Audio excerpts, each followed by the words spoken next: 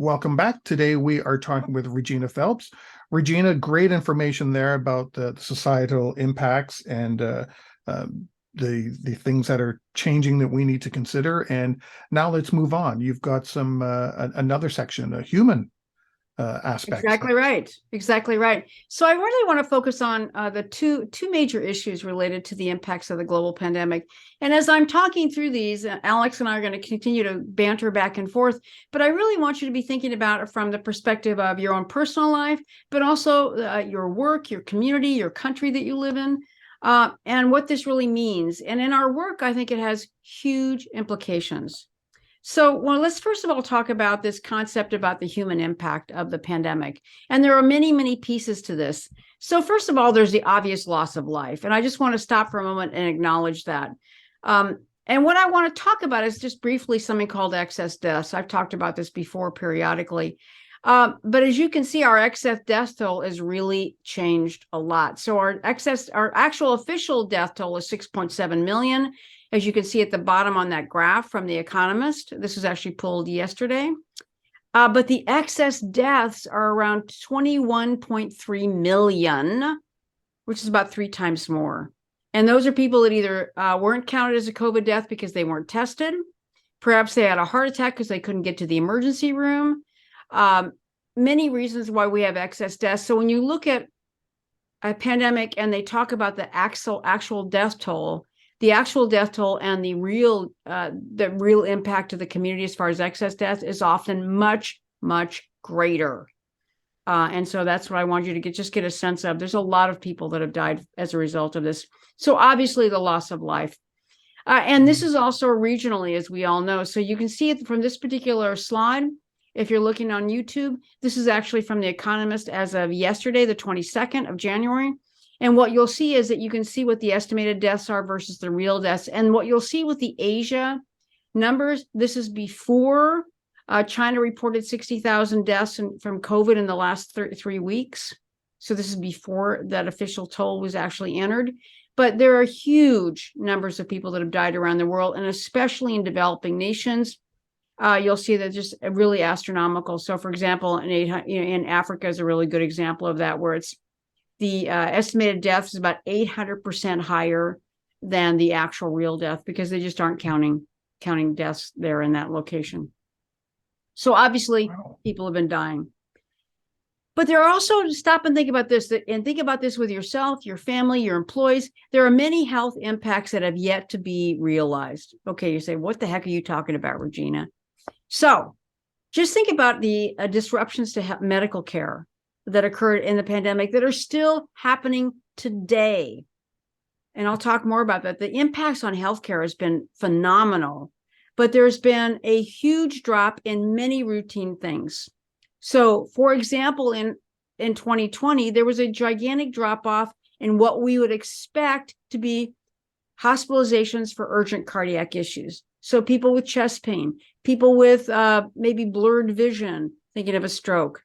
And many of those people may have died, and they might be included in the excess death rate, or perhaps they just deferred care. And now, because they didn't get that care, they're now going to have a worse outcome over time because they failed to have that kind of medical treatment when they needed it. Think about things such as routine screenings for breast cancer, colon cancer, cervical cancer, ovarian cancer, all those other types of, those have dramatically dropped off here in the United States, not just in 2020, but still. Delayed appointments for things that because people either didn't want to go to the doctor, they were afraid to go to the doctor. But now in the United States, it's hard to get doctor's appointments in a timely manner simply because the healthcare system has been so devastated. So now you have these delayed treatments, and that could have long-term health impacts. So delayed cancer treatments, there's been a huge drop-off in routine childhood vaccines that have not caught up from 2020. There's been delayed surgeries, delayed other procedures, even things like delayed dentistry, which you may say, well, that's just your teeth. Well, no, not necessarily. If you have any kind of oral infections, you have that can actually, those bacteria can move throughout your bloodstream, can impact heart valves and other parts of your body. So many things that have gone on in healthcare in the last 3 years have yet to be realized but it could be a long-term issue for somebody as they continue to age. So that's another issue, which affects everybody who's listening to us and ourselves. I can admit to delaying my dental appointments, especially Ah, during COVID. I mm-hmm. just did not want to go someplace where someone was so close to me Mm-hmm. and I'm not wearing a mask, whether they were or not. There was just no way I wanted to be that close to somebody. And, Yep. I will admit, I delayed my appointments. Yeah. Well, and you're not the only one. And I think, and people may say, well, you can catch up. Well, there's some things that still you can't really catch up, right? Mhm. And that's why I think it's important to understand that the impacts can go a long way. One I think that we are still seeing and is the mental health impacts of the pandemic. I was speaking with a friend today, and we were talking about kids in particular between the ages of 15 and say 25 or 30, how the mental impacts of the pandemic are still a major issue for these kids, and they're not the only ones that are suffering. So before the pandemic, there was a statistic that 1 in 10 people reported being either anxious or depressed. But now, since the pandemic, it's about 1 in 4. Well, that's a pretty significant number. Think about that with yourself, your family members, your coworkers, people in your community. We have a huge issue with mental health, certainly in the United States, but I believe also around the world. Anxiety and depression is becoming far more common, but also things such as eating disorders, sleeping problems, and that affects their ability to do our job, to be a productive citizen, to be able to work effectively. So it has huge impacts in the workforce, but also, of course, in our daily and personal lives. The number of people that have been abusing alcohol in particular has really gone up. It's increased by at least 12%, but also other substances as well. I mean, the increase in alcohol consumption in the United States has skyrocketed since 2020 because people were just numbing themselves out at home, not going to bars anymore, but they were buying wine or alcohol of any kind and drinking it at home. So there's been a huge increase in the consumption of alcohol, which generally is not such a great thing for your health, and certainly not for your mental health as well. And I just wanted to point out, and some governments didn't help with that. Here in Ontario, concerts and things like that were canceled. You couldn't go to that, but they would make special arrangements to have the liquor control board or liquor stores open. Interesting. And I didn't agree with that because I just went, that makes no sense to me. Right. You're almost pushing alcohol on people. Right. But because it's government owned and they make money, that's why they did it. Well, it's really funny. We had the same issue contributes. here in California. I can remember on the day of our lockdown, where California started, we started 3 days before the national lockdown in the United States. So in California, they gave the word that, okay, today at 5 o'clock or, at midnight today, it was like the 16th of March, we're locking down.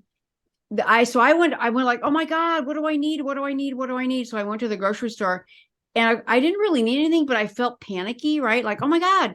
And so what I noticed was, as I went to the grocery store, I passed 2 other locations on my way. One was a Bevmo, which is a liquor store. The parking lot was packed, and there were cars backed way out into the street. And I said, okay, well, that means we have to drink a lot. If indeed we're having a pandemic. And the second place I passed on the way to the grocery store was a marijuana is legal in California, was the marijuana distributor. And they were literally the dispensary. There were people wrapped around the block. Yeah. And then I got to Safeway. And there were so many people, I went like, oh my God, okay, I just went home. But I was shocked at the alcohol and the marijuana. It was just amazing. So other kinds of issues. So there's been more increased issues of chronic conditions such as heart disease, diabetes,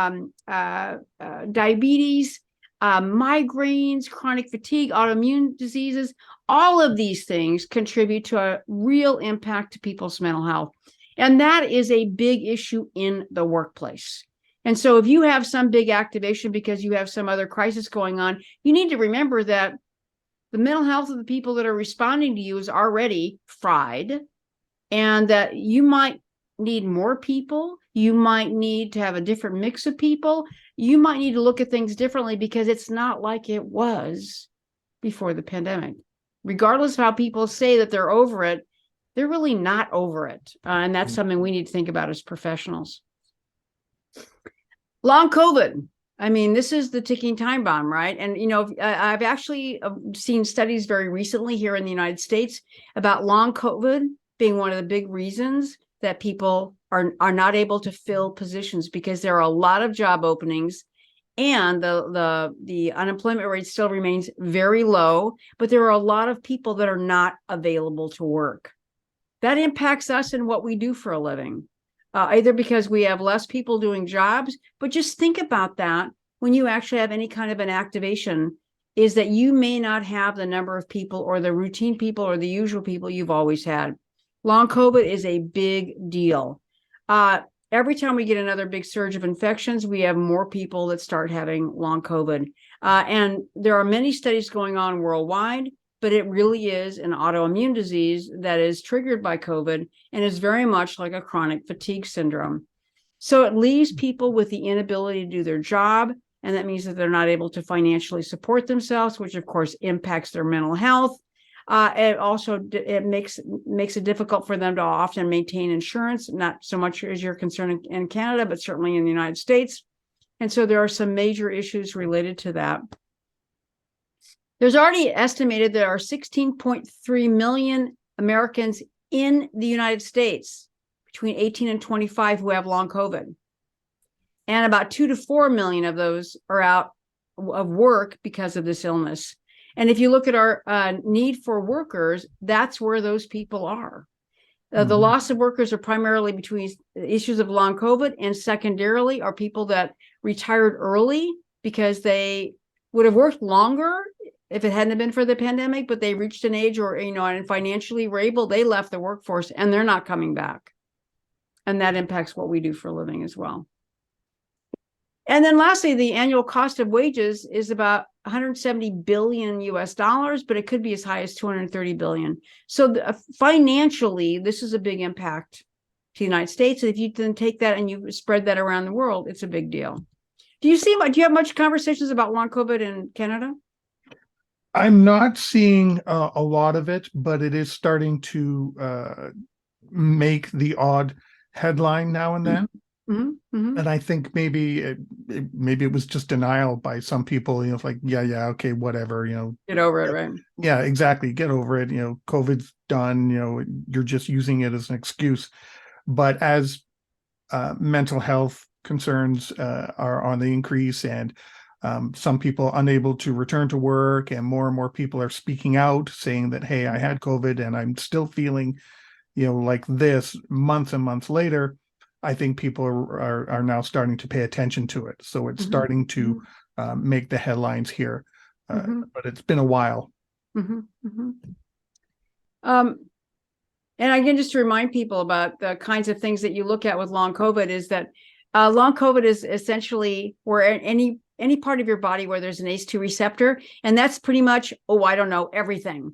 So if you look at the slide here, that's your brain, that's your whole entire nervous system, that's your lungs, your heart, your pancreas, your intestines, your kidneys, your liver, like all the important things. And the slide demonstrates or shows the actual symptoms of long COVID, which are a lot of things related to impact to your vision, impact to overall fatigue and muscle pain, and anything related to your intestines, and heart related issues and palpitations. And it's a long list of things that people suffer from. So it is a major deal. So when people say, again, it's like the flu, it's like, no, it's not. The flu only affects your lungs. This thing affects everything. And that's why long COVID is such a big deal.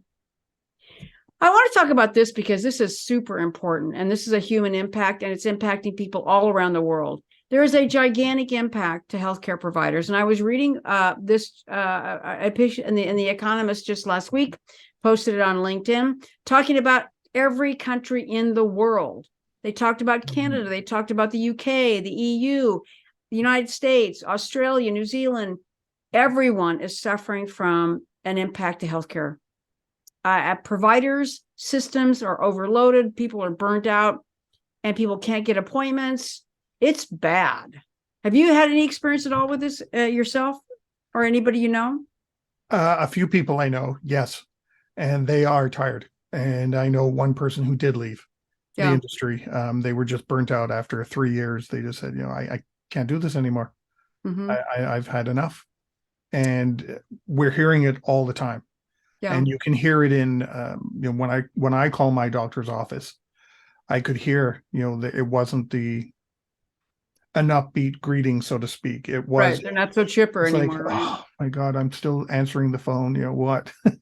Right. Not that they were behaving that way, but you can just You tell. can feel it. Yeah. Yeah, you can feel, the person at the other end, they're tired. Hmm. Yeah. And This is a big, big deal. And so I really want, people to understand that the pandemic may be over for you, but there are a lot of people that are emotionally, physically done. And unfortunately, there are healthcare providers, physicians, nurses, laboratory professionals, x-ray techs, they're done. And that means that for you, me, who need healthcare, that's a problem. 1 in 5 healthcare workers have already left the field. So you're looking right now at 20%, right? There are 31% of the people left who are already thinking about leaving their current employer and perhaps even leaving the profession. And 1 in 5 physicians say it's likely that they're going to leave their practice in the next 2 years. I attended a virtual medical meeting in New York, and they did a survey of all the physicians in New York and New York, the state. 40% or 20% of them, 20% of them are over the age of 60. So keep that in mind. And over 62% of them, 62% said they were burned out. So the ones that are over 60 are probably very likely going to retire sooner than they probably would have. And those 62% of the people that are burned out, what's going to happen with them? So, wow, that set me back when I heard that. 1 in 3 doctors and other healthcare professionals say they intend to reduce their work hours in the next 12 months. And what they're saying is like, I'm not going to work the 60 hours a week I did or the 80 hours a week. I'm done. Okay, well, think about, again, physicians, appointments, surgeries, all of those things, that's all going to change. And so this pandemic will have a very long impact on all of us trying to get healthcare. And that doesn't matter where you live in the world. It's a big, big deal. Another thing that's really important to stop and reflect on is the loss of education and earning potential. Now, I went back and did quite a bit of research about this, that this has been repeated in all pandemics, that kids that were in the school system between the ages of 5 and 18, historically never make up that learning loss. And it has an impact on their earnings the rest of their life, which I thought was kind of horrifying. This was a study done by the World Bank. So in 2020, we had school closures that left, a huge number of people, almost all the kids on the planet, out of school. And the World Bank at that time in June 2020 said that they estimated just by that closure alone, that there would be a loss of $10 trillion in earnings over the time of that generation's kids, that they're never going to make that up because of that loss of earning potential. In 2021, they went back and revised that study, and said there will be a $17 trillion loss in lifetime earnings that they will never make up, which I thought was fascinating. It's again based on historical data, but also on what they've seen and are experiencing already. And this is what's called a learning poverty, essentially, is that even in well-developed nations, kids are going to be severely have an impact. There's be very few kids who don't have an impact from this. So future productivity, future earnings, overall well-being of an entire generation of kids that were in school between 5 and 18, and their families and the world economy. And that's a big deal. And we need to think about that when we're thinking about, yes, people come through the workforce. These kids may not necessarily have the skills that we would have expected or wanted to see. And just think about that when they come into your workplace and are going to be part of your programs. And so this is essentially what the World Bank has forecasted, is that now instead of having 53 kids in learning poverty globally, especially in less developed nations, now that they're going to be 63 out of 100 kids that are in learning poverty worldwide. So it's a huge impact. Well, that what you think of, you think of especially the developing nations, a very big deal. And losses are more severe than others, right? So around the world, the pandemic has really exacerbated, as we talked about earlier, inequities in education, but especially in low-income households, especially people with disabilities, and also in many parts of the world, girls in particular. Because if there was limited access to education in many places, the boys in the family got it and the girls did not. And that will be a big impact for, again, the globe. And younger students, of course, were less capable of doing remote learning. And so they have a bigger learning loss as far as the ability to read and do basic math and those kinds of things at a younger age. And the most marginalized populations, the most vulnerable students, of course, are the ones that are going to be disproportionately impacted. So that's the issue related to the impact to humans. What do you think about that? Wow. Yeah. I really don't know what to say. There's so much there to think about, and it's interrelated too, because some of those last few points that you mentioned, the learning poverty, well, that also, the loss of opportunities creates frustration, which drives people to the alcohol and the drugs and some of those other areas And that crime. you mentioned earlier as well, in crime. And so they all interrelate on one level, and it's a lot to really take in.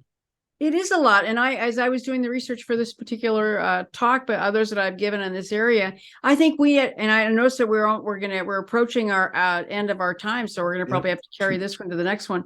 But I want people to think about that as we discuss this, that this impacts our entire society. And when we think about the work that we do, it's important that we as continuity professionals understand what this means, because we need to be able to recover our organizations. But for that, we need to have, capable individuals who help us. We need to have trained workers. We need to be able to run our businesses with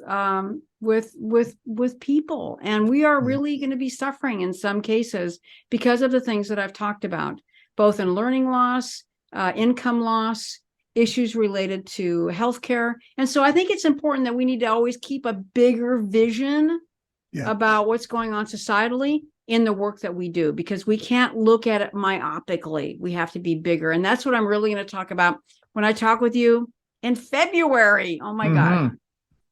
I couldn't agree with you more, because as you were speaking, I was thinking, we got to we should have by now, people in our industry gotten beyond the talk of tornadoes, hurricanes, and all those kind of threats. We really need to focus on these people aspects. Well, and just think about that with how you write plans and how you do things that we may have to be thinking differently than we have historically. And we can't just keep churning out our same old stuff. We may have a very, very different population coming to us soon in the next 4 or 5 years in the workplace that have gone through this educational process, and we've all suffered through this pandemic. Yeah, it's going to be an interesting few years. Amen, brother. We've come to the end of the show. Regina, thanks very much for this update. And we will have to continue this discussion. I know. What do we always drag it on to the next month, don't we? I don't know what that is, but it's because you have so much good information. I never, so that's we have lots to talk about, right? Yep, we do. Yeah. So thanks very much, Regina. Always appreciate having you on the show and chatting. I always enjoy it. Thanks very much.